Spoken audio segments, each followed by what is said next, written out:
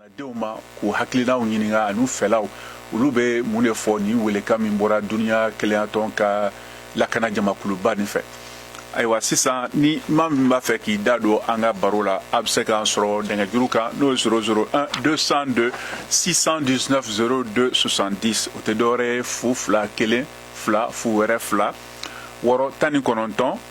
fu kelen fila ani 70 walima a bɛ se ka bataki caman fana fiɲɛ sira fɛ Facebook VOA Bambara page kan. Ayiwa an ka bi duna o ye an balimakɛ Agibu Ɲare Boire a bɛ hakɛto ni ale ye CNDH n'o ye Commission nationale des droits de l'homme du Mali cɛkɛda min ka baara ɲɛsinnen bɛ adamadenya o ni maaya hakɛ topotobili ma Mali kɔnɔ ani ayiwa kalanfa fana professeur Isa Jawara an bɛna ale ta kɔfɛ nka ni sisan ni waati na an balimakɛ Boire Agibu ale bɛ an bolo yan. Monsieur Boire i ni wula. Ba i ni wula Ture. I ka kɛnɛ baasi t'an na aw yɛrɛ dun. Baasi tɛ. Ayiwa amina an ka foli b'i ye barisabu waati n'a mana ci bila i ma i b'an sɛgɛrɛ k'an dɛmɛ k'an bilasira nin ko nin na. Ayiwa an delila ka kuma nin kan ka tɛmɛ salon an bɛna segin a kan tuguni n y'a fɔ cogo min na duniya keleyatɔ ka lakana jamakulu ka lajɛrɛ kɔfɛ u ye wele bila Mali faamaw ma ko teliyala u ka sɛgɛsɛgɛli kura boloda ka ɲɛsi ko minnu kɛra jamana kɔnɔ kɛrɛnkɛrɛnna caman fan na. Ayiwa aw dun de ye jamana ka cɛkɛda n y'a fɔ cogo min na min janto bɛ adamadenya ni maaya hakɛw ko kɔnɔ. Ayiwa yan'an ka a kuma daminɛ e yɛrɛ mun de faamuya ni welekan kura nin na barisabu nin tɛ siɲɛ fɔlɔ ye waati dɔ kɛra a kɛra fo Rusi i sen da a ko kan u ka wote tuma na nin tɔnba nin na mun de falenna a ko la mun de bɛna se ka kɛ sisan i bisimila. Ture k'i fo k'an lamɛnbaga bɛɛ fo ka dugawu kɛ jamana ye Ala ka jamana basigi Ala ka an ka finitigiw se Jatikewale kɛbagaw la. Amina. Donc i y'a fɔ cogo min ni ko kura ye et puis a ko in a ma dabɔ Mali dɔrɔn na a tɛna laban Mali la. Donc fo Maliyɛnw ka min faamuya jamanadenw ka min faamuya k'a fɔ Mali bɛ diɲɛ shariaba in de kɔnɔ tɔnba in kɔnɔ n'a bɛ f'o ma ko charte des nations unies. Donc o shariaba in donc o n'a taasiraw de don Mali sɔnn'o ma Mali y'i bolonɔ bila o la o ye fɔlɔ ye. Filanan ye min ye MINUSMA nana Mali la Mali de y'a laɲini MINUSMA kana Mali la donc Mali autoritew Mali faamaw olu de y'a laɲini. Sabanan ye min ye adamaden hakɛ ko de don. Adamaden hakɛ ko ne b'a mɛn mɔgɔ caman da k'a fɔ adamaden hakɛ ko a instrumentaliselen don donc o kɔrɔ tɛ k'a jira k'a fɔ ko nafa tɛ adamaden hakɛ ko la donc sɔnni diɲɛ tɔnbaw ka nin kuma in fɔ n'aw hakili b'a la ne delila ka ɲininka chaîne dɔ fɛ TV5 ko hakilila ye mun ye mura ko in na ne ko n ko bon ni hakilila fila yira ko la min bɛ se k'a latigɛ o ye ka sɛgɛsɛgɛli tɔn de bila sen kan pour que ka tiɲɛ labɛn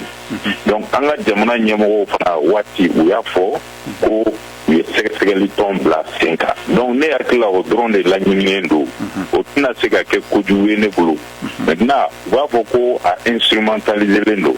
ne ma diɲɛ baara ye ko min tɛ se ka instrumentaliser o mais i bɛ baara nafa de lajɛ sinon hali diinɛ o instrumentaliselen don dɔw bolo u ka nafa ɲini a la donc hali furakɛli k'a fɔ dumuni ko olu bɛɛ bɛ se ka instrumentaliser k'a fɔ n'i y'a kɛ cogo dɔ la ti ɲɛ mais i b'a nafa de lajɛ k'a fɔ a ɲɛsinnen don adamadenw ka hakɛw de ma an bɛɛ sɔnna a ma k'a fɔ ka jadimɔgɔ ninnu kɛlɛ minnu jatigɛwale mɔgɔ ninnu k'u kɛlɛ k'u bɔ jamana kɔnɔ bɛɛ sɔnnen don o ma mais o kɛlɛ kɔnɔna na o fana bɛ kɛ ni shariaw de ye o shariaw sɔrɔdasiw bɛ kalan o shariaw la a bɛ fɔ o ma ko droit international humanitaire depuis bɛ don sirasuya la I b'o kalan kɛ wa waati ni waati fana anw b'a kalan k'u kunna a bɛ kɛ cogo min a dɔgɔkun de ye ni kɛlɛ bɛ sen na bi nana kɛ civiliw minnu sen tɛ kɛlɛ la a nafa dɔw yɛrɛ fana ye min ye droit international humanitaire in yɛrɛ a nafaba bɛ sirasuw kan parce que a b'a yira k'a fɔ n'i minɛna sirasuw kɛlɛkɛyɔrɔ la k'i kɛ prisonnier I man ka faga donc n'a sɔrɔ o droit in tun tɛ yen ni mɔgɔ mɔgɔ minɛna I b'a kalama k'a fɔ an ka sirasuw caman u ni sauvera ka sababu kɛ u kɛra prisonnier ye après delili kɛra a dɔw labilala donc ni droit international humanitaire ko in kun tɛ ni kɛlɛ sariya ko in kun tɛ olu bi anw t'olu y'an ɲɛna olu u ni kun tɛ bɔ a la parce que ni k'u minɛna fɔlɔ kɛlɛ la dɔrɔn I tan de bɛ tigɛ donc kuma lasurunyana k'a fɔ dɔrɔn anw sɔnn'a ma enquête ka kɛ parce que ni enquête kɛra o kɔrɔ tɛ ko a bingani de bɛna kɛ Mali sirasuw kan o a kɔrɔ tɛ k'a fɔ ka Mali sirasuw lagosi o a kɔrɔ de ye k'a yira k'a fɔ est-ce que guerre shariaw est-ce que u labatora est-ce que u ma labato donc n'anw fana ka daluyaw b'an bolo an fana k'o daluyaw jira o waati k'a fɔ an ye guerre shariaw bato donc ne hakili la o dɔrɔn de don mais ni mɔgɔ min bɛ ko wɛrɛ ɲini a jukɔrɔ donc I bɛ taa kɛ kɛlɛ wɛrɛ ye k'a fɔ nin ye jamanaden jugu ye nin ye jamanaden ɲuman ye donc anw tɛ don o hakili la kɔnɔ. O kɔni ayiwa yan'an ka kuma di ma tuguni an balimakɛ Cɛfɔlɔ Kulubali a bɛ nɛgɛjuru kan Cɛfɔlɔ I ni wula. An b'a n'u la Mali Sordasiw. I ka kɛnɛ somɔgɔw bɛ di. Alhamdulillah an bɛ Ala tanu. Ayiwa I bisimila kuma b'i bolo. Ok ayiwa o diyara n ye an b'a fɔ ko bada wulila mina shaitan rajim an bɛ Ala fo Ala tanu Ala barika amina ka tila ka wa baarakɛla bɛɛ lajɛlen fo ani wa lamɛnbaga ninnu bɛɛ lajɛlen. O diyara n ye t'a fɛ. Bon I n'a fɔ an balimakɛ min bɔra kuma la sisan nɔ je pense a ye fɛn bɛɛ lajɛlen bɛɛ a y'a bɛɛ fara ɲɔgɔn kan fɔ futa la. An bɛ Nations Unies mɔgɔw yɛrɛ fo ni hakilina tali yɛrɛ la fɔlɔ. Allo. Ouais an tulo b'i la t'a fɛ. Voilà an bɛ Nations Unies mɔgɔw fo ni hakilina in tali la ka sababu kɛ ni ye hakilina in lajɛ I bɛ sanitaire yɛrɛ de fɔlɔ parce que a b'a to jamanadenw yɛrɛ kɛlen don ka bɛnna min da sɔrɔsi jɔ u ka nin enquête bɛ kɛ sababu ye u bɛna kunnafoniya minnu di an ma an bɛ se k'a dɔn fana b'a fɔ bon n'a sɔrɔ an ka sɔrɔsi n'a sɔrɔla u bɛ ka tiɲɛni dɔw kɛ jamana kɔnɔ i n'a fɔ jamanaden caman ka hakilina walima u bɛ ka tiɲɛni kɛ u ka résultats bɛna min f'u ye o ye fɛn belebele fana i n'a fɔ an balimakɛ yɛrɛ bɔra k'a fɔ cogoya min na parce que a b'a to an bɛ se k'a dɔn ni an bɛ ka baara kɛ ni sariya ye droit international sariyaw y'an ɲɛfɛ dɔrɔn n'an bɛ ka baara kɛ ni o tagalan ye. A bɛ kɛ sababu ye jamanaden tɔw ka dɔnniya sinsinni an ka faamaw kan a bɛ na ni o ye. Ayiwa. Bon yɔrɔ fɛngɛ min b'a la dɔɔnin na wagner ko ni fɛngɛ minnu b'a la bon ne ka faamuya la u fana enquête ninnu ɲinina ka na anw kan bon a fana bɛ kɛ fɛngɛ fana ye est ce que anw fana bɛ ka fɛngɛ min fɔ k'a fɔ ko bi bɛ ka kɛ an ka jamana kan est ce que o yɔrɔ in fana u tɛ jateminɛkɛ in fana ka se ka kumadaw fana dama an fana ka na an ka surubi n'an ka dandaw ka se ka olu fana bɔ pour que ni parce que mɔgɔ fila de bɛ kɛlɛ kɛ ni kɛlɛkɛla fila bɛ ɲɔgɔn na bɔ ni kelen bɔra k'a ka fanfɛla fɔ ni sɛbɛnni fana ka fanfɛla fɔ i b'a ye hakilimaw ni kuma ninnu bɛɛ dara plateau kan chaîne kan hakilimaw fana bɛ tila k'a ta k'a lajɛ tuguni sisan nɔ est ce que bin kɛra jɔn kan nafɛ jɔn kan jɔn ta ye tiɲɛ jɔn ta tɛ tiɲɛ bɔ o la sigi tigilamɔgɔw yɛrɛ fana bɛ se ka jateminɛ kɛ o cogo la parce que ni ko in fanba ta k'a lajɛ nin fɛngɛ fila in ɲɔgɔn caman bɛ nin fɛngɛ fila in na dɔw bɛ k'a yira k'a fɔ an ka sɔrɔsi bɛ tiɲɛni walew ni bɛnkan walew la dɔw jamanaden dɔw fana ka faamuya ye k'a fɔ non vraiment baaraw fana tagacogo ka ɲi bon nin bɛ kɛ sababu de ye ne bolo an bɛ danaya dɔ kɔrɔ an ka kɛlɛcɛw kan walima an bɛ se ka danaya min bɛ an bolo u kan an bɛ se ka dɔ bɔ danaya in na minɛ. Ayiwa n ka kuma yɔrɔ min n bɛ ka kɛ côté min dɔ ɲininkali jumɛn b'i bolo k'a lase ayiwa Agibu Buwari ma bari sabu ale de ye commission nationale des droits de l'homme ye ɲɛmɔgɔ dɔ Bamako ye n y'a fɔ cɛkɛda min ka baara ye adamadenya ani maaya hakɛ tɔgɔtoli olu. Bon an ka ɲininkali an bɛ ɲininkali min k'a la bakuruba la dɔrɔn o ye est ce que ni enquête minnu bɛ ka kɛ an kan droit fana ni sariyaw fana tɛ an bolo an fana tɛ se ka ni enquête kelen pe in fana kɛ so akela na championship fana kan wa ka tabi militman ni kuma mun bi ano ya mun kan la ti afega sababu fana yi an fana ka tega an ga ti fana ce kan wa ma da utira da man kan tsaya ni da ko wala ko ni mo aywa cha ikulubali ini chewla aywa yaninga sei ka madi monsieur Boirema hakli jigina Hadamadenya ni jo sharia hukumu hake hukumu konnana ani hali sorasu munu be kelekeyoro la iya fo chugumna numna be nyamala mi mega ke sisani wati kren na aywa faraje jamana na Ukraine ni Russia che dongo do aywa kuna funu de be di shere ubeta jetemina ubega ke wale ya munu ga ke keneka ni ubeka foko Russia sorasu de ka noy walma Wagner noy nga jekulu munu nyashilemba barala halisa uluba segesegelula tiɲɛ do kunnafoni na bɛ fɔ ko Russia sɔrɔ su dɔ nin kɛta o ye nin kɛta nka olu kɔni bɛ ka jateminɛw kɛ walasa don min na ni kiri bɛna kɛ olu bɛ se ko o waleyaw ni ko fɛn fɛn min sɔrɔla i n'a fɔ daliluya minnu sɔrɔla olu bɛ se ka taa n'o kiriso nin na nka o yɔrɔ fanfɛla la yanni ka cɛwolo jaabi e bɛ se ka hakilina jumɛn ni maliyɛnw k'a faamuya tigitigi ko adamaden jo b'u bolo k'u sago fɔ ko minnu bɛ k'u la famaw fɛ nka ni famaw t'u lamɛn kɛnɛ bɛ kɛ fana ni maaw sɔrɔla a kɛra dugudentɔ maaw ye wa a kɛra sigidaden yɛrɛ ye o bɛ se k'u ka laɲini n'u ka kumakan fɔ i n'a fɔ min kɛra o don na Nations Unies duniya kelenya tɔn ka laseli kɛnɛ kan ye n'a yɛrɛ k'a fɔ ko an balimamuso dɔ ye ayiwa gɛlɛya minnu sera u ka sigida la u ka se k'o ɲɛfɔ mun de bɛ se ka kɛ walasa jamanadenw k'a dɔn ko hakɛw don a bɛ maaw bolo k'u ka hakilinaw fɔ u ka kumakataw fɔ ka sɔrɔ ayiwa fanga ma wuli kalama ka kɛ tajuru sara ye t'a fɛ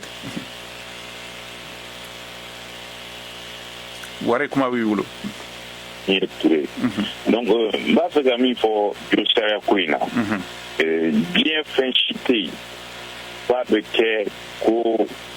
a dafalen don i n'a fɔ ala kira bɛ cogo min donc ko bɛ kɛ i b'a sɔrɔ ɲuman b'a kɔnɔ kolon b'a kɔnɔ mais ni fɔbajugu y'a ta u bɛ côté kolonw de lajɛ k'olu ɲɛfɔ ka jamanadenw bila fili kɔnɔ ne bɛ deli k'a fɔ n ka kuma na k'a fɔ an ka jamana in problème ye min ye an ka jamanadenw u hinɛ bɛ ne na ka sababu kɛ mɔgɔ caman bɛ yen u ka faamuyali ma se niveau dɔ la donc dɔw bɛ yen olu taara école la donc u bɛ hakilina juguw don jamanaden fanba la ni nkalon ye ni k'u bilasira ni kuma juguw ye sinon ma da la k'a fɔ ko faamaw yɛrɛ u bɛ nin kuma ninnu bɛɛ ta ba la kuma minnu bɛ fɔ bɔlɔlɔ ka kuma lankolonw k'a fɔ ko adamaden hakɛ ko josariya ko ye tubabuw ka hakilina ye k'a sɔrɔ a bɛ an yɛrɛ kun ka su ni tile don o don an bɛ misali ye donc o josariya dɔ ye min ye o ye adamaden ka se k'i hakilila fɔ nɔgɔya kɔnɔ k'a sɔrɔ i ma sariya sɔsɔ kɛ a bɛ an ka sariya sunba de kɔnɔ an b'a fɔ min ma ko constitution o constitution in tɛ waleya tubabu si kan a bɛ waleya Mali de kɔnɔ wa maliyɛnw de y'a voté référendum na donc o constitution in a sariyakisɛ 20 fɔlɔ o ɲɛsinnen don josariya ko ma k'a fɔ maliyɛn i yamaruyalen don i k'i hakilila di jamana taabolo kan k'a sɔrɔ a ma kɛ sariya sɔsɔ ye donc ne hakilila ni dɔ y'o kɛ n'a ma sariya sɔsɔ kɛ a ma se dɔw ka wuli ka jamanadenw bila fili kɔnɔ k'a fɔ nin ye jamana den jugu ye an k'a di mɔgɔw ma u k'a minɛ u k'a jeni u k'a faga comme si u b'a fɛ ka maliyɛn bɛɛ de dabila bara kɔnɔ o tɛ se ka kɛ o jamana si kɔnɔ o tɛ se ka kɛ jamana dɔw bɛ yen u y'a essayer mais a tɛ sira sɔrɔ fangaw tɛmɛna diɲɛ kɔnɔ u ye san 10 kɛ san 20 u y'a essayer ka mɔgɔw da don bara kɔnɔ mais a tɛ laban mɛ o mɛ a kiriw bɛna kɛ donc an b'o de fɔ jamanadenw ye vraiment u ka u hakili sigi u ka mɔgɔw ka kumaw jateminɛ bɔlɔlɔ ko in na an ye weleweleda yɛrɛ k'a la communiqué la k'a fɔ u kana tulu bila tasuma kan k'a ɲaga ka tapuru da don ka na ni sitanɛ ye jamana kɔnɔ u tɛ min faamuya a bɛ fɔ min ma ko guerre civile ala k'an kisi k'an cɛ janya ma a bɛ daminɛ ni nin waleyaw de ka fara fara ɲɔgɔn kan dɔɔni dɔɔni dɔw hakili la ko Mali dan ye Bamako de ye an'u ka quartier parce que olu somɔgɔw tɛ nin yɔrɔ ninnu na o Mopti o Segu o ni minnu somɔgɔw bɛ yen olu b'a dɔn k'a fɔ ni guerre shariaw ma bato a bɛ se ka taa se olu somɔgɔw ma u sen tɛ Jatikewale la donc wulikajɔ in kun tɛ dɔwɛrɛ ye o dɔrɔn de don ka o lawaleya k'a fɔ an ka finitigilakaw ye u b'a dɔn ka ban u y'a kalan kɛ u b'a dɔn min don mais hakililajigin de don et puis bilasirali de don parce que an ka jamana ninnu problème ye min ye dɔw bɛ yen ni régime o régime nana u bɛna i tulokɔrɔ kuma duman de f'i ɲɛna u bɛ nkalon de tigɛ i ye u bɛ i yuguba ka kɛ kojugu de kan mais don min n'a kiri waati sera u b'a fɔ ayi an kun t'a kalama mais kunnaja yɔrɔ ye min ye an bɛ don min na i ko bi mɔgɔ si kumakan tɛ tunu i ye min fɔ i ye min sɛbɛn surtout bɔlɔlɔ k'a bɛɛ bɛ yen an b'a bɛɛ fara ɲɔgɔn kan ni kiri bɔra la don min min ye min fɔ min ye takuru da don min ye sitanɛ goloba i bɛ taa répond a misaliw b'an kɛrɛfɛ o pour que ka misali kelen dɔrɔn di Guinée ta bɛ sen na o o bɛ kɛ waati min o maa fa jugu bɛ kɛ waati min dɔw tun t'a dɔn ko bi bɛ se o k'a fɔ o bɛ se ka ɲininka o ko la o donc k'a fɔ dɔrɔn an ka adamaden hakɛ bato an ka du sariyaw bato o de bɛ laban et puis k'a ɲini jamanadenw fɛ vraiment u k'u kɔlɔsi kɔlɔlɔkan kumafɔla ninnu na mɔgɔ basigilenw tɛ u dɔnnen don olu bɛɛ bɛ kumaw yɛlɛma n bɛna min f'i ɲɛna ne ka mɔgɔ dɔ bɛ yen n'a bɛ to ka baro kɛ a ma taa ekɔli la a ka faamuyali ma se yɔrɔ jan na a b'a fɔ ɲɛna waati dɔw la ko bi an bɛ don min na ko bi olu yɛrɛ t'a dɔn u bɛna kuma min ta ba la tellement kuma cayara ko ni dɔ fɔra bi sini dɔ wɛrɛ bɛ fɔ finalement u ɲagaminen don u hakilila la donc maliyɛn fanba bɛ o cogo de la donc vraiment an ka dugawu kɛ mɔgɔw ka se ka hakili ɲuman sɔrɔ faamaw ka se ka kɛ tulo kunnandi ye u ka ɲuman bɔ kolon kɔnɔ voilà u ka juru sariya ko ta ba la n bɛ se k'o de f'i ɲɛna. Ayiwa an balimamuso madame Traoré Awa Koyita ale bɛ nɛgɛjuru kan ka bɔ Mopti yani n ka kuma d'a ma teliyala Buware i bɛ segin k'an jaabi o la n'i y'a lajɛ nin ko ninnu bɛ sen na i yɛrɛ y'a fɔ cogo min na nin sɛgɛsɛgɛliw ni o fɛn minnu don hali Mali sariya sunba o b'a a yamaruya jamanadenw ka hakɛw hukumu kɔnɔna na nka a waati la famaw yɛrɛ de wulila u y'a fɔ ko ayiwa bingani de bɛna kɛ an ka jamana kan ko fo sɛgɛsɛgɛli ka kɛ barisabu u y'an tɔɲɔ u ye a fɔ ko anw ye nin kɛ tan an ye nin kɛ tan ayiwa nin kuma kolon fɛn fɛn bɛ ka fɔ k'a da duniya keleya tɔn kan famaw ma deli k'a bɔ k'a fɔ ko u jo don ka sɛgɛsɛgɛliw kɛ waati bɛɛ n'a kumaw bɛ kɛ u b'u makun u tɛ kuma maaw bɛ wuli u bɛ bɔ kɛnɛ kan wuli ka jɔw la k'a kɛ nɛniw ye k'a kɛ ni minisuma nɛni an bɛ nin kɛ tan an bɛ nin kɛ tan an bɛ nin kɛ tan munna o hukumu kɔnɔna na famaw tɛ se ka bɔ kumalasela b'u bolo n'o ye ministre de l'intérieur o ma deli ka bɔ k'a fɔ nin ye sariya ye ni Mali yɛrɛ sɔnna ma barisabu Mali y'a tɔn dɔw ye maa dɔ ye walima jamana dɔ ye o ma kɛ fɔlɔ nka an bɛ segin ka na o la an bɛ kuma di an balimamuso ma madame Traoré Awa Koyita ka bɔ Mopti awa i ni wula somɔgɔw de ma yan baasi t'u la aw yɛrɛ dun ka kɛnɛ an yɛrɛ de yan baasi foyi t'an Mopti yan ayiwa i bisimila komi an da don kɔrɔfɔ la min foli di bɛɛ lajɛlen ma o diyara an ye kosɛbɛ i ni ce o la halisa ala ka faamuyali ko ɲuman di bɛɛ lajɛlen ma amina amina amina ala ka jamana in suma ayiwa i bisimila saha ok an ye kɔrɔfɔ lamɛn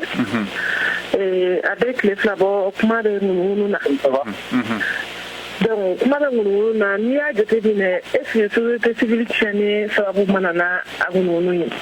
parce que muso ko ko ale taara présenter société civile tɔgɔ la société civile bɛɛ ko u ma bila ka taa daluya jumɛn bɛ na n'o ye ni a sɔrɔ société civile ye jɛkulu de ye ni sariya sɔsɔra olu kan ka kuma ni gouvernement ye fɛn kɛ min ma ɲɛ olu kan ka dɔ fɔ o la politiciens n'olu ye fɛn kɛ min ma ɲɛ société civile bɛ dugu kuma bɔ n'o kumaw ye mais min ye ne étourné kuma in bɛɛ lajɛlen faralen ɲɔgɔn kan na mɔgɔ sɔrɔla ka ta ka kuma jɛkulu de farala ɲɔgɔn kan n'a fɔ ma ko société civile k'a sɔrɔ i sigida la sigida kɛrɛfɛ sigidaw fɛnɛ i ka représentanw bɛ yen donc muso bɛ kuma na ni bi n'a kɛlen bɛ bɔlɔlɔw kan bɛɛ wulila k'i jɔ ka dɔ fɔ muso in yɛrɛ ye jɔn ye a bɛ organisation jumɛn na o dɔw fɔra mais a ka lasigidenw jɔn ye région kɔnɔna na donc sɛgɛsɛgɛli la a ni jɔn de bɛ baara kɛ bon société civile n'a fɔra ko mɔgɔ mission nana ko mɔgɔ bɛ taa société civile ye mɔgɔ désigné ka taga donc a ka lettre dira jɔn de ma ni o y'a choisi ka taa n ka fɔlen ti ko de kɔni b'a kɛ kojugu ye parce que ni b'a kɔnɔ a taara o de fɔ mais a taara condition jumɛn de la o de kan ka ɲini ka dɔn société civile don wa société civile tɛ wa société civile ko société civile tɛ k'a tɛ organisation kɔnɔ muso de y'a présenté ko société civile don o fana ye dégâts dɔ ye o ne fɛ o de faamuyabaliya nana ni mankan in bɛɛ ye donc société civile tɛ lemuruba ye bɛɛ ka i yɛrɛ don a la ten ne fɛ jɛkulu de don mandat b'a la récépissé b'a la statut règlement b'a la ni ɲɛfɔli min bɛ yen i b'a ta sunkɔrɔ de wa mɔgɔ de bɛ désigner ɲɛmaa fɛ k'a fɔ karisa nin réunion in bɛ yen e ni karisa ka taa ne kɔni fɛ o ye société civile taabolo ye mais ne m'a ye mɔgɔ bɛ taa sigi kɛnɛ kan k'a sɔrɔ e bɛ jɛkulu e tɛ jɛkulu min yɛrɛ présenté e ni o jɛkulu mɔgɔw ma kuma ɲɔgɔn fɛ o yɔrɔ de ne e tɛ ne kuma in na. Ayiwa i ni ce la sani Buware k'i jaabi yan'a i ka kuma n b'a yira k'a fɔ ko Madame Traoré Awa Koyita ale ye musojɛkulu tɔn ɲɛmaa ye ka bɔ Mopti n'a b'a fɔ ko les femmes association des femmes engagées pour la région de Mopti o ɲɛmɔgɔ de don ayiwa Buware kuma b'i bolo Buware t'a fɛ. Voilà. Donc ni ɲininkali diyara n ye kosɛbɛ parce que fili juba bɔra nin yɔrɔ de la c'est jamanadenw kan ka faamuya k'a fɔ société civile tɛ mɔgɔ kelen ta ye jɛkulu ta tɛ o misali fɔlɔ ye min ye an bɛ don min na i ko bi organisation saba de bɛ yen minnu b'a fɔ k'u ye société civile mais maa si jagoyalen tɛ k'i ka kɛ militant ye o organisation kɔnɔ pour que a ka f'i ma ko société civile hali i kelen i maliyɛn dɔrɔn i ka kɛ maliyɛn ou bien maliyɛn n'i bɛ wuli ka jɔ kɛ domaine dɔ la pour que k'a ko latilen ka nafa lase jamanadenw ma a bɛ f'i ma ko société civile donc n'a fɔra ko tu es membre de la société civile o kɔrɔ tɛ ko nin jɛkulu ninnu dɔ ka carte b'i bolo ou bien k'olu y'i lakodɔn olu tɛ se k'i lakodɔn ou bien olu tɛ se k'i bali ka lakodɔn société civile la donc jamanadenw ka filiba bɔra o yɔrɔ de la ni dɔw taara wuli ka welewelekan da k'a fɔ a tɛ anw ka jɛkulu kɔnɔ donc société civile tɛ o tɛ tiɲɛ ye o kuma tɛ tiɲɛ donc maliyɛn o maliyɛn n'i bɛ wuli ka jɔ la hali i ka sigida la i kelen dɔrɔn a bɛ f'i ma ko société civile o de ye sariya ye wa yamaruya b'i bolo i k'i hakilila di k'a sɔrɔ a ma kɛ sariya sɔsɔ ye donc o de kama ɲininkali in diyara n ye kosɛbɛ k'a fɔ n balimamuso ye k'a fɔ dɔw bɛ yen k'olu ye société civile ye bon u bilala sen kan pour que mɔgɔw ka se ka organiser mais diyagoya tɛ mɔgɔ si kan i ka k'o kɔnɔ pour que a ka f'i ma k'i ye société civile ye donc n b'a fɛ k'o kuma latilen. O diyara n ye kosɛbɛ ayiwa an balimakɛ Sanba Traoré ale bɛ nɛgɛjuru kan Sanba i ni wula. Allo Mamadi. I ka kɛnɛ somɔgɔw bɛ di. Baasi foyi t'u la. Ayiwa i bisimila. Ok n bɛ Ajibu fana fo. K'a bɔra k'a ni cɛ ka baara la. Ni ce o la a tulo b'i la. Mais Mamadi e Ajibu bila ne place la bi ne tɛna se ka bɛrɛ sɔrɔ parce que ne kan ka se ka fɛn fɔ Ajibu yɛrɛ bɛ ka tɛmɛ nin da sira siɲɛ kelen. Ne bɛ se ka ɲininkali dɔrɔn ne ka Ajibu la sisan. Ne hakili bɛ ka enquête ko min fɔ ko an ka sɔrɔsiw jalatilen don ko enquête ka kɛ enquête min b'a la enquête yɛrɛma hɔrɔnyalen ni Mali sɔnna a ka kɛ ni jaabi yɛrɛ la jaabi min bɛ an ka sɔrɔsiw ko fɔ k'a fɔ ko awɔ k'u sen bɛ ko la o kɔlɔlɔ bɛ se ka kɛ mun ye Mali mɔ diɲɛ kɔnɔ notamment Nations Unies kuru kɔnɔna na ani ni o fana nana kɛ a sɔrɔtu ninnu est ce que garantie bɛ Agibu ninnu bolo k'a fɔ ko Mali ɲɛmɔgɔw bɛna se ka sɔn ka u ɲangi f'olu ka bɔ a kalama olu bɛ se ka contrôler fana awɔ tiɲɛ don sɔrɔtu ninnu nɔ yɛrɛ ko la awɔ u ɲangilen filɛ nin ye wa an b'a kalama u ɲangilen don fana parce que an don min na ko bi autorités b'u yɛrɛ défend mais u fana tɛ b'u ka cɛdenw kɔ kan dɛ donc n'o ɲininkali fila ni a bɛ se ka olu jaabi ye. Ayiwa an y'o mɛn i ni ce o la Sanba. Ayiwa an bɛ taa New York n'an balimakɛ Abu Dramane Traoré a kɛra Traoré ko ye bi o fana bɛ nɛgɛjuru kan ka bɔ New York sigiya la. Abu i ni wula. Awɔ tɛna monsieur Touré. I ka kɛnɛ somɔgɔw bɛ di. An bɛ Ala tanu yɛrɛ de. Ayiwa an balimakɛ Agibu Buware b'an bolo yan ale ye CNDH ɲɛmɔgɔ ye ka bɔ Bamakɔ sɔɔni fana an bɛna professeur Isa Jawara fana b'an bolo a fana bɛna kuma ayiwa maliyɛnw hakilinataw kan ni sɛgɛsɛgɛli ko la ayiwa i yɛrɛ ko de ɲininkali jumɛn b'i fɔ walima laseli jumɛn b'i fɔ k'a ɲɛsin ni ko nin na i bisimila. Ok n bɛ i fo k'i lamɛnnibaga bɛɛ lajɛlen fo ani k'an invité o. O diyara n ye kosɛbɛ. monsieur Touré diɲɛ yɛrɛ sigilen bɛ nkalon de kan. Donc an bɛ taa o sira kan Nations Unies fɛ mais n'u ko k'u bɛ nin enquête kɛ ne b'a ɲini an ka fanga bɔlɔntaw fɛ u k'a to enquête nin u ka taa ko ɲɛɲini quoi. Parce que n'i y'a ye u b'a fɔ ko ni misi bilen y'i fa faga n'i ye fini bilentigi ye i bɛ siran c'est à dire que anw ta jamana misɛnninw Mali n'a ɲɔgɔnnaw ou bien Amérique latine ni fɛnw anw ta ni anw ta u bɛ enquête min k'anw ka kow la o ni jamanaba ninnu ta tɛ kelen n'o tɛ tiɲɛ sigilen don fɛngɛ de kan o sariya sɛbɛnw de kan o ye tiɲɛ de ye o mais fo ka sariya sɛbɛn nin labato bɛɛ de fɛ dimi mɔgɔ fitinin ani mɔgɔ belebeleba mais minnu bɛ yen nɔ hali enquête min kɛra kɔsan na comment dire Faransi ka ko la Faransi m'i ban. Abu n ko Rusila ye diɲɛ setigi jamana belebele de dɔ tɛ ka kɛ olu yɛrɛ kan sisan nin waati nin kɔnɔ. Olu bɛ yɔrɔ min na k'i ka kuma latigɛ tɛ mais bɛɛ de kɛlen bɛ k'i ta ka wuli olu contrôle la mais hali o yɛrɛ min filɛ o tɛ ka bɔ a sira fɛ o. Ne kɔni ka jate ye min ye u k'a to u ka taa ni enquête nin kɛ mais enquête nin bɛ se ka kɛ min na monsieur Buware bɛ yen nɔ ne bɛ ɲininkali min k'o la est ce que n'u bɛ sa u kana fanga mɔgɔ bila la mais est ce que olu minnu bɛ yen nɔ est ce que o mɔgɔ dɔw bɛ tugu ni mɔgɔ ninnu kɔ ka taa enquête ninnu kɛ wa parce que ko kelenw kɛra Afiriki farafin jamana ninnu na u bɛ taa u bɛ mɔgɔ dɔw sara u bɛ fɛnw kɛ kɛrɛfɛ mais fo mɔgɔ de ka kɛ mɔgɔ yeleke de ka k'a la fana k'a yɛrɛ fa ma fɔ ko ka kɛ gouvernement mɔgɔ de o ma fɔ ten sigidala mɔgɔ minnu bɛ yen ou bien droit mɔgɔ minnu Buware ka mɔgɔw olu dɔw bɛ se ka taa la ka taa ko kɛcogo lajɛ. Ayiwa o yɔrɔ nin na Abu n b'i bilasira bari sabu n'a fɔra ko sɛgɛsɛgɛli Mali fanga tun ko k'u bɛ sɛgɛsɛgɛliw kɛ u yɛrɛ ma k'a to Commission nationale des droits de l'homme ma Mali la bari sabu a jɛkulu fila de bɛ Mali la u tun bɛ se k'a ɲɛmɔgɔya d'u ma u k'a kɛ u ni Mali Sordasiw a kɛra wa nin t'a siɲɛ fɔlɔ ye o kabini i bɛ kɛ tile la a bɛ fɔ ko sɛgɛsɛgɛliw bɛ daminɛ i hakili bɛ Ouagassogou la ayiwa o hukumu kɔnɔna na ni jamakulu minnu bɛ yen nin ye n'olu ka baara ɲɛsilen don o ma olu kan ka sen don a la nka a bɛ fɔ ko Sordasiw de bɛna jateɲini kɛ ayiwa ni Nations Unies ko k'olu ma u nimisi ma wasa a ko la o de ye ɲininkali kɔrɔ o de y'an lase nin yɔrɔ nin na fana yanni n ka kuma di Agibu Buware ma k'i jaabi an bɛ professeur Isa Jawara ta yɔrɔnin kelen na sanni an ka segin ka na wa Jawara i ni wula. I ka kɛnɛ somɔgɔw bɛ di. Ayiwa baasi t'a la an b'a la tanu.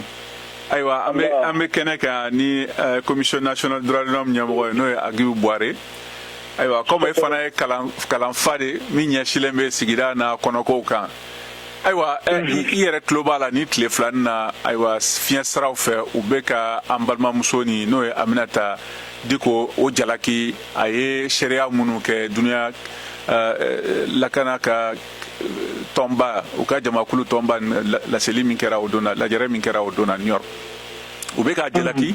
nka o hukumu kɔnɔna na fana aw ka baara la aw kun ka kalan ɲɛsilen don sigida kɔnɔkow ma mun na maliyɛnw tɛ sɔn maa wɛrɛ hakili ma n'u wulila dɔrɔn u bɛ bɛɛ lagosi bere kelen fɛ k'olu tɛ jamana fɛ u bɛ jamana kɔnturu la kamasɔrɔ Agibu bɔra k'a fɔ sisan ko sariyaw dɔw de bɛ yen mun b'a yamaruya sɛgɛsɛgɛliw ka kɛ ko la a donna a y'a ɲɛfɔ nka ne b'a fɛ k'i hakilina ta sigida kɔnɔna ani dugudenw yɛrɛ ka maaw min bɛ ka kɛ sisan Bamakɔ kɔnɔna na bɛɛ bɛ ka wuli k'a fɔ ko non an tɛ MINUSMA fɛ dɛ Nations Unies ka bɔ Mali kunna dɛ u ka nin kɛ tan u ka nin kɛ tan aw ka kalan ni kɔlɔsili ni jateminɛw na a ye mun de faamuya jamanadenw ka kɛwale ninnu na a ko la. Bon, ne b'i fɔ kosɛbɛ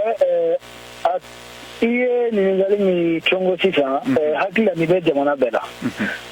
n'i ye ali faransi ta nin waati in na min ye Ukraine kɛlɛ ye o ye de Gaulle mɔden dɔ bɛ yen n'ale fɔ ko Pierre de Gaulle a bɛ hakilina dɔ ta i b'a yɛrɛ balimaw dɔ ma jɛn n'a ye donc min ye forobako ye k'a fɔ ko fo bɛɛ ka don da kelen fɛ i tɛ se k'o ye fan si fɛ a tɛ diɲɛ yɔrɔ si la donc Mali la normal que dɔw b'a fɔ ko an ka taa nin sira fɛ dɔw b'a fɔ an ka taga yan fɛ. nka o de ka ca bibi na. a bɛ fɔ de ma ko jamana o de bɛ jamana fana diya dɔɔni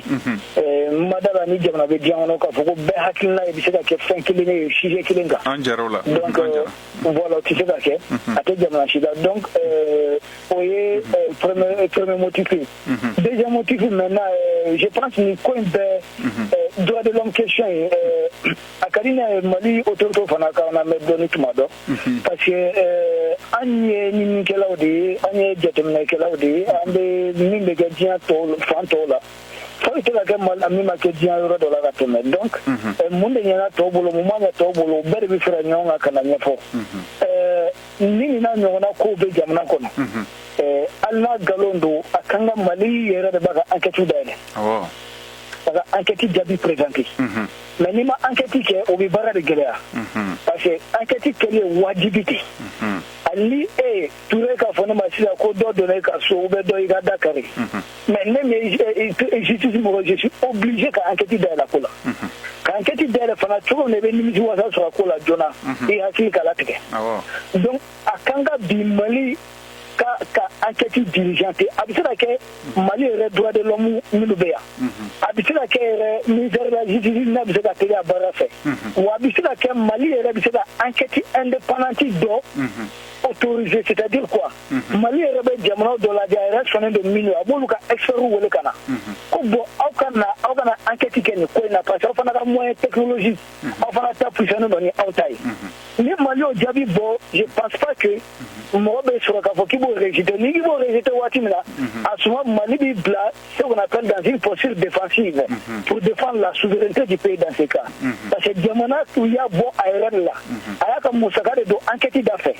wa a ye enquête ɲini a bɛ garantie bɛɛ di k'a fɔ nin ye enquête indépendante ye Mali yɛrɛ ye min autorisé à défaut de le faire maintenant il y a une zone il y a un vide a bɛ fɔ ko la nature a horreur du vide donc o brèche de kɔnɔna la dɔw b'a fɔ k'u bɛ na o infiltrer kɔnɔ k'u b'u ka enquête autorisé mais olu ye jɔn ye minnu b'a fɔ ko enquête autorisé est-ce o mɔgɔ n'u ka enquête est-ce a bɛ taa Mali ka nafa sɔrɔ sira fɛ wa je pense que non fɛn min b'i kun kan ni e yɛrɛ m'i ka enquête k'i yɛrɛ ye bana min b'i fari la e ma sɔn k'i ka bana kofɔ i yɛrɛ ye fo maa wɛrɛ de ka bɔ yan fɛ k'a bɛ n'i ka bana k'ale de bɛna analyse k'i ka bana kan est-ce que o da bɛ diya o tigi de la wa ou bien a da bɛ diya e de la i t'i sigi ni ɲuman ye ka bɔ o ko in kɔnɔna la ne de farikolo don ne de ka jamana don ne de ka kɔnɔni bɛ ka n dimi ne de kan ka ɲini ka dɔn mun don bonni don wa bagama don wa mun de don donc e de kan ka ɲini ka dɔn ka enquête kɛ ni yɛrɛ ye donc ne bɛ se ka min fɔ nin yɔrɔ in na à présent foyi ma tiɲɛ fɔlɔ Mali bɛ se ka contre proposition kɛ o ni ye k'a fɔ ko ɲaw lamɛn mais a ka di ne ye aw k'a to experts bɛ ne yɛrɛ fɛ ou bien aw k'a to ne yɛrɛ bɛ expert indépendant dɔ dɔn ne yɛrɛ b'u wele u bɛ n'u ka enquête kɛ donc Mali bɛ se ka initiative ta o ka fisa Mali ka initiative to mɔgɔ wɛrɛ bolo. Ayiwa i bɛ to nɛgɛjuru kan an balimamuso Mariam Kone o ni an balimakɛ Eli Jara bɛ nɛgɛjuru kan Mariam Kone i ni wula. I ka kɛnɛ somɔgɔw bɛ di. Ayiwa i bɔra ka kɔrɔfɔkan mɛn an bɛ yan ni Agibu Buware b'an bolo yan n'o ye commission nationale des droits de l'homme ɲɛmɔgɔ ye ani professeur Isa Jawara ayiwa e hakilina ye jumɛn ye nin ko nin bɛɛ la. Ne kɔni bɛ min fɔ mura enquête ko la fɔlɔ n bɛ foli di kɔrɔ Buware ma CNDH président n ka foli b'a ye kosɛbɛ ne bɛ min nin enquête ko ninnu na a bɛ mɛn kunkolotigi de da ko n kunkolo bɛ n dimi c'est vrai droit de l'homme fana exaction dɔw bɛ yen o man ka kɛ jamana kɔnɔ ni sariya bɛ jamana minnu kɔnɔ nka murala mɔgɔ tɛ se k'a fɔ ko nin kɛra parce que minnu bɛ ka laɲini ninnu fɔ a ma ku olu ɲɛna fo jalakiliw de bin-binna yɔrɔw la enquête fana ONU fana k'a fɔ k'a bɛna bilisi dɔ ta k'a turu anw fana kana tiɲɛ yɛrɛ la o tɛ bɛn Mali ye sariya jamana ye sariya lakanabagaw caman b'a kɔnɔ ni CNDH yɛrɛ fo yan kosɛbɛ parce que an bɛ bɔ u ka ko caman kalama sariya lakanani la o kelen ne Mali ko k'u b'u ka enquête dayɛlɛ u k'u ka enquête kɛ mais dire que aw fo a bɛ instruction de bila ko olu k'u ka n'u ma sɔn aw ka taa enquête kɛ olu yɛrɛ ka na n'u ka enquête fɛnw enquête résultats ye non le Mali est un pays souverain hali ne y'a sɔrɔ ne ka souveraineté ni souveraineté minnu bɛ kule la sisan n'olu tɛ kelen ye mais an fana ye jamana de ye an ta y'an yɛrɛ ye sariyatigiw de b'an ka jamana kɔnɔ an ye an bolo bilala diɲɛ sariya gafeba caman na an ye minnu siye donc an bɛ se k'an ka baara kɛ k'a sɔrɔ ONU ma camisole de force kari an kana o kɔni de ye ne ka hakilina ye enquête ko ninnu na mura kelen tɛ exaction fɔra yɔrɔ o yɔrɔ n ka hakilina ye n kɔni ka hakilina de y'o kan i b'a to Mali yɛrɛ sariyatigiw ka baara kɛ puisque fɛn dɔw bɛ Mali la jɛnɛjɛkulu dɔw bɛ yen ani organisme dɔw bɛ yen minnu yɛrɛ bɛ Mali yɛrɛ diyagoya a ka taa sariya baara kɛ CNDH yɛrɛ y'u bɛɛ ye voilà. Ayiwa ni tun y'an balimamuso Mariam Kone n'ale ye kunnafoni lasela ye ka bɔ Bamako sisan an bɛna kuma di Eli Jara ma yan'an ka segin Bishop Buare ma Eli ni wula allo Eli Jara ayiwa a bɛ comme Eli allo i tulo bɛ na ayiwa kuma b'i bolo ayiwa i bisimila kuma b'i n ka foli bɛ Buare ye diyara n ye a tulo b'i la bisimila donc an bɛ ka kuma min fɔ nin ye par rapport aux investigations droit de l'homme ninnu ka enquête ni fɛn ninnu a kɔni ka di ne ye an ka mɔgɔw k'u labila u ka na parce que ni enquête bɛ taa kɛ u kelen tɛ taa o n'an ka mɔgɔ de bɛ taa ɲɔgɔn fɛ ɲɛŋɔ bon o ye kelen de deux depuis murako kuma kɛra an y'a fɔ an ka mɔgɔ de tun y'a proposé ko an yɛrɛ bɛ enquête kɛ enquête dayɛlɛ la enquête ma datugu bon n'a tun sera ka fɛn dɔ labɛn ka jɛ o la o bɛɛ tun bɛ se k'o nimisi wasa mais an ma foyi kɛ i ma ye bon an bɛ yɔrɔ min na i ko bi n'an m'an janto jamana na autorités yɛrɛ de bi ka anw bila ɲɔgɔn na les autorités olu don parce que pourquoi dɔw bɛ se ka autorité bɛ dɔw privilégié ka dɔw to yen minnu kɛra sunu dɔw ye développé kɛ k'u bɛ mato a ko ayi mais mɔgɔ bɛ bɔ ka taa jɔ munisima da la est-ce que c'est sûr que muso yɛrɛ tun bɛ munisima kɔnɔ mais le munisima fana ka mɔgɔ minnu bɛ yan nɔ maliyɛn minnu bɛ yan nɔ mais qui bénéficient même de la munisima olu si tɛ ka kuma sinon moi j'étais à Mopti munisima bɛ chaque année munisima bɛ denmisɛnninw kɛmɛ de ta pour former qu'on appelle ingénierie menuisier ni fɛn ninnu bɛɛ u b'o dege o la u b'u sara kalo la mais halisa a ko munisima mais minnu bɛ ka mankan kɛ yan ko munisima ka taa u si ma deli ka se nɔ la ils n'ont pas de la pénole là. Ils vont arrêter ça. Mais pourquoi voilà. Ils n'ont pas de la pénole là. Et puis, moi, je ne veux pas vous dire que l'autorité de l'État, Galunga, ou le mot que le nez, moi, sans bénéfice. Moi, je vais venir que là, pour eux, on va voir là. Là, tu vas donner la vérité à la mais est-ce que ça c'est sérieux? Ah, mais nous, l'a dit, quand tu as tout, nous avons la commande du jour. Mais nous, nous avons ça, on va voir avec les partenaires. Quand nous avons tiré, et là-bas, donc, pourquoi pour que Samaï, mais Mouchi est bon. Et puis, content. Mais nous, même, mais comme Mouchi est bon, comme tu dis là. Mais ça, c'est quoi? Les autorités qui acceptent les mensonges. On va dans son mot. Ni bien, voilà, il n'y a pas pour nous, à part pour attirer, à ce moment, il faut tout le parce que tiens,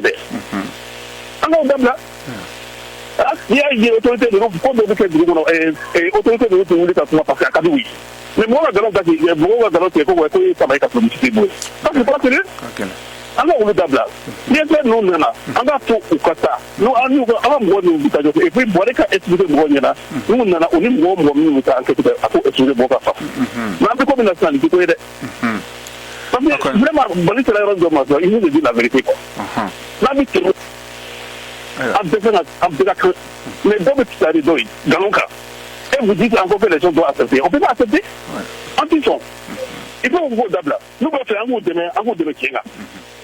Un mot de voilà, un mot de la métier qui est loi est loi de n'a pas pour le béton mais avec deux quoi c'est pour deux ça c'est pas bon ok jarake ini chola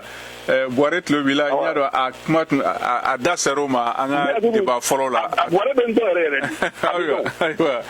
abina jabi sisa amese kana ambalma ke agibi boirema aywa ibora ka ukany ningali ko me sisa ka dam ne New York ambalma ke mi ningali kila New York ani ambalma muso mimbe yemin jabi folo ani jarake aywa ira ko de boire kuma bi wolo bon kuma nunu bɛ ɲɛna I b'a ye k'a fɔ ni kuma minnu ye nin kumaw fɔ mɔgɔ ba sigilen bɛ kalama donc ni bɔlɔlɔ sira kumaw tɛ fan kelen fɛ hali dɔɔni o de la I b'a dɔn ko mɔgɔ ɲɛnamaw bɛ yen minnu b'a fɛ ka jamana in dɛmɛ mais tiɲɛ kan filanan ye min ye kabi ni régime mana an ye Ogosagu 1 Ogosagu 2 an wulila an taara enquête kɛ a rapport b'an bolo donc a yira mɔgɔw la k'a fɔ a ma daminɛ bi an ka baara ninnu a ma daminɛ bi tiɲɛ kan filanan ye min ye bunti kelen bombardement kelen a wagati Mali gouvernement yɛrɛ ko France ye min fɔ ko de ye tiɲɛ ye an ko la il faut enquêter des cas, enquête indépendante. À l'époque, mɔgɔw wulila an kama. Donc, a ko bɛɛ bɛ yen histoire de don. Donc, k'a fɔ ko I bɛ dɔ kulokɔrɔ kuma duman fɔ a tɛ laban. C'est-à-dire ngalon mɛna boli la tiɲɛ bɛ kuma la ka tɛmɛ a la. Donc, il faut que faamaw de k'o faamuya k'a fɔ régime ko n'i b'a fɛ jamana ka taa ɲɛ I ka tiɲɛ fɔlɔw lamɛn. Minnu bɛ kow ɲɛdɔn I k'olu lamɛn. Wa o ninnu a tɛ laban waati ko de don. Donc, ni mura ko in fana daminɛnen mɔgɔ caman nana anw ɲininka hakilila la o parce que ala barika la jamanadenw fanba dalen don an na diɲɛmaaw fana dalen don an na u nana ɲininka o mura est ce que an hakili la an ko an tɛ se ka fɛn fɔ parce que enquête ma kɛ min b'a yira k'a fɔ a bɛ taa a bɛ tan donc o de la an y'a ɲini a waati ko enquête ka kɛ anw yɛrɛ tun y'an proposé ko an yɛrɛ bɛ se ka taa enquête in na mais jaabi ma da an ma k'a fɔ an b'a fɔ dogo la ou bien ko an b'a fɔ ni an bɛ yɔrɔ min k'o kuma duman fɔ o tɛ dɛ an sera faama ninnu ma u tulo bɛ n kana an ser'u ma k'a fɔ enquête ko in problème ye min ye a bɛ fɔ k'a dayɛlɛla mais a tɛ fɔ ko a datugura don min n'o ye kɔlɔlɔ dɔ ye bon ani jo sariya ko kɛlɛ la an bɛ fɛn fɛn kɛ sɔnni an ka bɔ kɛnɛ kan k'a fɔ an ni ministres b'a kuma kɛ an bɛ Kasoge fo nin yɔrɔ in na an n'a bɛ baara caman kɛ ɲɔgɔn fɛ an bɛ kuma caman fɔ a ye sɔnni an ka bɔ n'a ye kɛnɛ kan an b'a yira k'a fɔ anw ka position tɛ anw hakilila ko ye anw ka position c'est pas comme parti de do I n'i ka programme bɛnna anw ta t'o ye anw ta ye sariya ko de ye jo sariya ko Mali yɛrɛ sɔnna sariya minnu ma olu an b'a fɔ faamaw ye u k'olu de lawaleya mais ni mɔgɔ min b'a f'i ye I kana sariya labato jamana bɛɛ bɛ nin kɛ nin kɛra révolution française manamanakan fara-faralen ɲɔgɔn kan o bɛ se ka jamana jumɛn ladilan a bɛ gɛlɛya sariya de bɛ bɛɛ sutura sariya de bɛ bɛɛ protéger ka misali dɔ wɛrɛ d'i ma an bɛ deli k'a fɔ n ka kuma na sɔnni coup d'état ka kɛ leader ninnu caman M5 mɔgɔw u minɛna ka t'u don kasojugu la o anw wulila ka t'u lajɛ hali premier ministre tun b'a la ministre dɔw bɛ yen olu tun b'a la à l'époque hali fiɲɛ u tun t'a sɔrɔ k'a sama kaso kɔnɔ u tun banna ka dɔw ka fura d'u ma mais an ye rapport kɛ k'a fɔ a man ka kɛ sariya sɔsɔ don wa dɔw fana bɛ mankanci la réseau kan bi an taar'u lajɛ kaso kɔnɔ magatɔko de tun don a don a dɔw sumalen don I b'a fɔ kabako u y'u makasi an na an tɛna mɔgɔ tɔgɔ fɔ mais u k'a dɔn k'a fɔ jo sariya ko in a bɛ bɛɛ de kun kan mɔgɔ kelen ko tɛ n'i bɛ se ko la sini I tɛ se ko la donc o de kama an b'an sinsinya kan an b'an banba kan an b'an ka jamana fɛ an b'a fɛ de a ka ɲɛ a bɛ ɲɛ sira min kan an b'o sira de don faamaw kɔrɔ mais an tɛ tulokɔrɔ kuma duman fɔ parce que a tɛ laban a laban o laban tigɛna de don I b'a sɔrɔ yɛrɛ faamaw u bɛ caman lamɛn bi u ka kuma ka d'u tulo la mais u tigɛlen d'u la parce que u b'a dɔn mɔgɔ sugu minnu don donc vraiment o de la ni émission ninnu a ka di ne ye a b'a to an bɛ se ka jamanaden fanba la faamuya ko caman na ayiwa an bɛna kuma di an balimamuso Nansa Tarawele ma ka bɔ Kati Nansa I ni wula I ka kɛnɛ somɔgɔw bɛ di ayiwa I bɔra ka kɔrɔfɔkan mɛn ayiwa ɲininkali jumɛn b'i bolo hakilina jumɛn b'i bolo k'a lase lamɛnbagaw ma I bisimila Ça mais la me baga bela gelen fo o jara mali kono mali ko ka me bela gelen fo ni chola oli ko fe abe do sharia ko kuma la do sharia mali kono bi mo ko sikse ka kuma ni kuma na doro kai ta karta no fe aga to mo ko haklina fo pour que famaw fana bota ka faraw ka doniyaw ka baara kɛ n'a ye o de kɔni ye ne hakili n'a ye bon min ye ministre fana ka mandat renouveleli ye ni ministre bɛ yan n'u bɛ ni mandat bɛ renouveler u ka baara kɛ jɛlenya kan sɛgɛsɛgɛli ka kɛ jɛlenya fana kan o kɔni ye ne hakili n'a ye ka fɔ o la. Aw diyara n ye Tarawele muso k'an bɛ katikaw bɛɛ fɔ i ni ce o la. Ayiwa sisan an bɛ segin ka taa Philadelphie Pennsylvania mara la kɛrɛnkɛrɛnnenya yan Amérique jamana la an balimakɛ Mamadu Ben Jabate b'an bolo nɛgɛjuru kan yan'an ka kuma di professeur Isa ma. Ben i ni wula. N ni la Mohamed. Ayiwa i bisimila kuma b'i bolo. D'accord Mohamed n b'i fo ka mɔgɔ bɛ k'an lamɛn nin waati in na k'u bɛɛ lajɛlen fo. O diyara n ye kosɛbɛ. N bɛ tila ka dugawu kɛ an ka sɔrɔdasiw ni civil minnu binna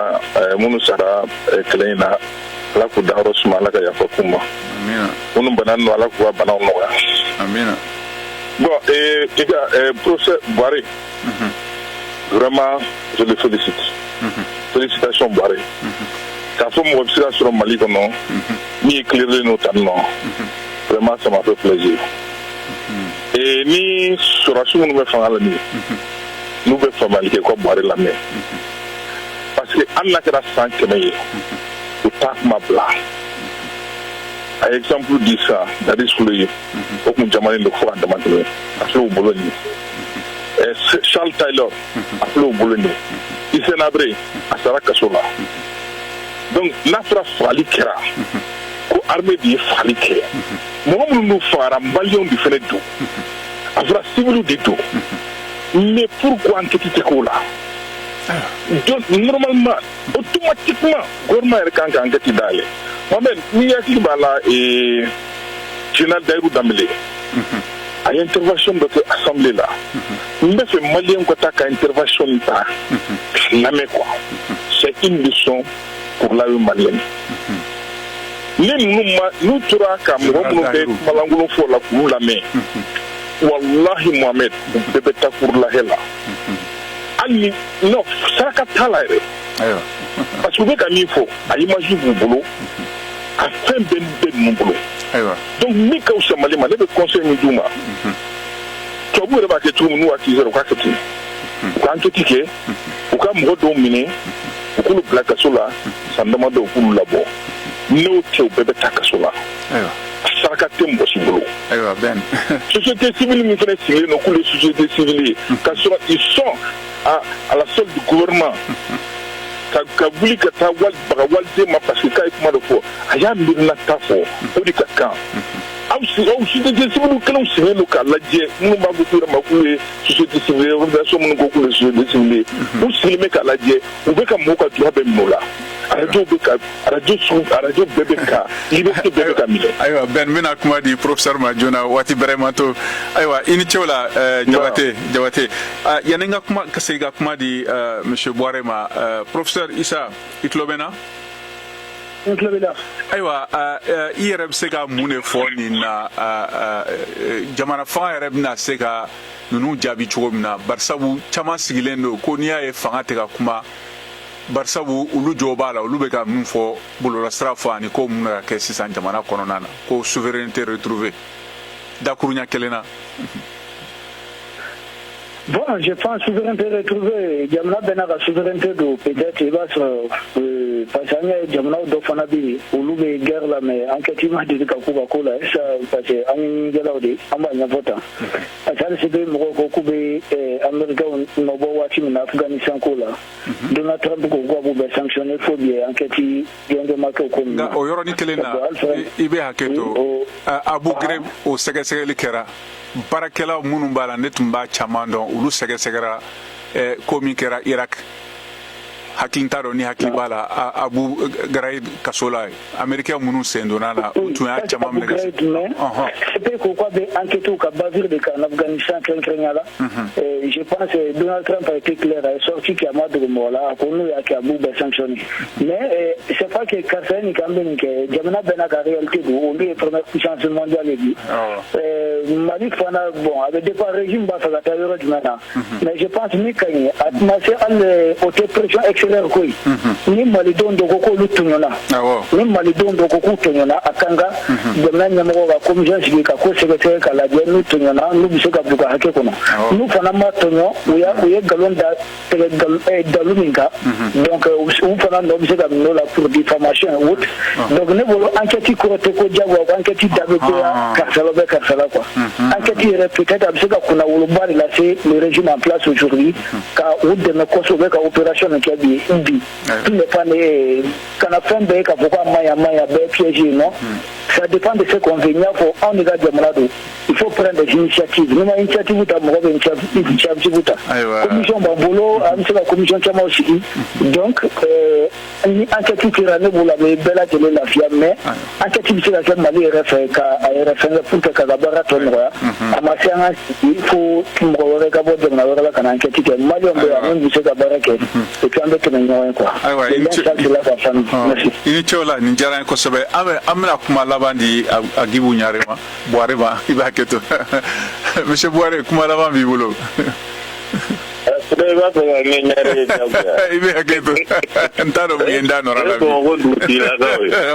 D'accord. Non, vraiment, il faut qu'il a mis Befo, moi, il a donné Babouina, Befo. Parce que d'abord, il y a des Ambeka, Hakilan, Fragnon, pour que Yamana Betting, Mikono, Akasakapo. Donc, Hakidin, Ketun, Kapo, Adamade Hakeko, régime côté. Adamade Hakeko, avait des soutrois à quand il était de donc, il y a misali d'outils, mais misali waro pour que moga première toujours. Parce que coup d'état avec Watimi, trasunya mogo batani sabalu de Kasola, angoulé la antarou la jet. Donc, trasu côté civil côté, on me pédi. Au coffre pendant la transition, il reconnaît à d'amener à président Folo, à premier ministre Folo, ou Tara Menekotu, Togomina, Moyaï, Angoula Tancho, ou Kuka ou Patou. On a coffre tout. Un malien bébé sans service qui n'avait pas ma sécurité d'État. Au directeur Folo, au Latununa, Sony a pour di justice Gabou, quand il y a joke, Capo, Hako de Babou, sera sous côté, n'a nominé nos pailles coquets, justice Bakabarake. Donc, c'est pour que Gadjamo, là, on a haculate, son appoyé, on a haculate position poyé, a mis info, à bébé de Nafa, à bébé de Kahera. Donc, c'est un mini fameux fait. Ni nyuma munu kera fana bolu fo anga grafe kon anga rapport annuel ni mo ni ya takakalan tan fe kera ko nyena adama de hakke ani jo sharia ko sirafe nanya be fo kono jema bayi woni ni fana manye ambo fana fo kono ne atira jamana be latende jamana te dilani balafo ni tunu foye mo be tu si téléphone ko fe be kera journaliste be kera vidéo manie be kera o de may jamana ma o de jamana free mo kire nu ye negen ke turu ni jamana ni fanga warenda na ubetu ko fana ko wale ya kile ndebeke no brama ka droge maliye ka droge anga finitu ya anga srasu ye ale alaka use Jatikewale ke banuna albi alaka jamana yi abetenge mi kono abete enfant mi kono alaka boa kono alaka ampe la fi alaka du sharia ko spécifique qui refo konsabe ki wale nyundo dewa Afrique fo ni chola Anbafo la aywa ni mina dansi anga bi Jemukan anga foli ba la me ba ma Mali kono ni Mali kono ka ni Jemukan la bena balmake senu keta fe ne krefe jurutumba balmake rap McLean fe aywa ni Jemukan la serawma nere Mohamed le fe ka bo Washington DC aw ni che akatluma jola akambe sibiru werela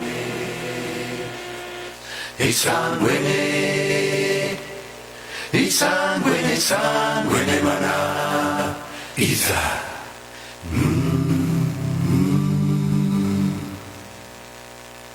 Ingelo yo